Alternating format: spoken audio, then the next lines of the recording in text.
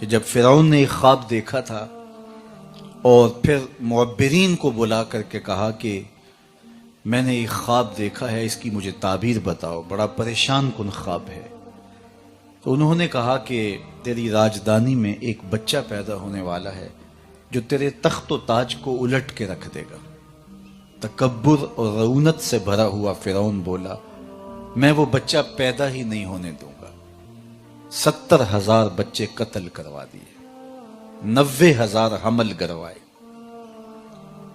جب نسل ختم ہونے لگی تو لوگوں نے کہا اس طرح تو نسل ہی ختم ہو جائے گی، تو کہا چلو 1 سال بچے چھوڑ دو، 1 سال بچے قتل کیے جائیں۔ جس سال بچے قتل کروائے جاتے تھے اس سال حضرت موسیٰ علیہ السلام کی ولادت ہوئی، اور جس سال بچے چھوڑے جاتے تھے اس سال حضرت ہارون علیہ السلام پیدا ہوئے۔ حضرت موسیٰ علیہ السلام کی جب ولادت ہوئی تو ام موسیٰ سلام اللہ علیہا سخت پریشان ہو گئی کہ میری گود سے فرعون کے سپاہی بچہ چھین کے لے جائیں گے اور پھر اسے قتل کر دیں گے۔ یہ تڑپتی ہوئی ماں کی ممتا کی بے قراری، اللہ اکبر۔ آج ہم روہنگیا مسلمانوں کی حالت دیکھتے ہیں تو ذرا اندازہ ہوتا ہے کہ ماں کو اولاد سے کتنا پیار ہوتا ہے، اور پھر اس آسمان کے نیچے اس زمین پر یہ وہ مظلوم طبقہ ہے کہ 21ویں صدی میں دنیا بس رہی ہے، لیکن ماؤں کے پیٹ چاک کر کے، حاملہ ماؤں کے پیٹ چیر کر کے بچے نکال کے ان کے سامنے کاٹے جاتے ہیں۔ تو ام موسیٰ سخت پریشان ہوئیں تو اللہ نے حضرت موسیٰ سلام اللہ علیہ کی والدہ کی جانب وحی کی، گھبرانے کی ضرورت نہیں ہے، اس بچے کو ایک صندوق میں ڈالو اور دریائے نیل کی موجوں کے سپرد کر دو، پھر میری قدرت کے تماشے دیکھو۔ ام موسیٰ ایک صندوق تیار کرتی ہیں جس کے بالائی حصے میں سوراخ رکھے گئے تاکہ روشنی اور ہوا کی گزرگاہ رہے۔ بیٹے کو وہاں بٹھایا اور دریائے نیل کی موجوں کے سپرد کیا۔ اللہ کے وعدے پہ مطمئن ہو کر حضرت موسیٰ سلام اللہ علیہ کی والدہ ماجدہ واپس گھر پلٹ آئیں، لیکن ہمشیرہ سے رہا نہ گیا۔ وہ دریا کنارے کنارے چلنے لگی، اور جب صندوق ڈوبنے لگتا تو بہن کا کلیجہ بھی ڈوب جاتا، اور جب وہ صندوق تیر کے سطح آب پہ آتا تو دکھی دل بہن کو قرار نصیب ہوتا۔ تو اللہ کا کرنا ایسا ہوا کہ پانی کا بہاؤ اس صندوق کو ادھر لے گیا جدھر فرعون کے محلات تھے۔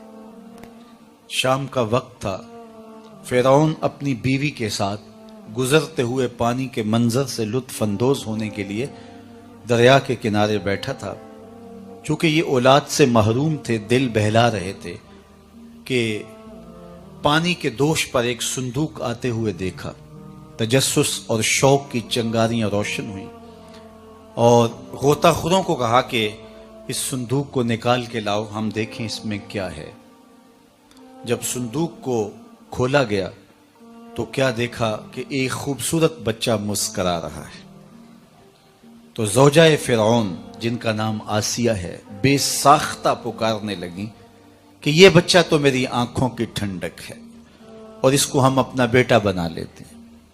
علماء نے لکھا کہ نبی کے ساتھ کیا گیا پیار رائے گاں نہیں جاتا۔ اللہ نے اس خاتون کو بعد میں ایمان نصیب کر دیا، اور اگر فرعون بھی کہہ دیتا کہ ہاں میری آنکھوں کی بھی ٹھنڈک ہے، رب یہ نہ دیکھتا اس نے دعویٰ کیا کیا، یہ دیکھتا میرے نبی سے پیار کیا، اللہ اسے بھی ہدایت دے دیتا۔ خیر اس کا مقصود نہیں تھا، لیکن یہ طے پا گیا کہ اسے اپنا بیٹا بنا لیتے۔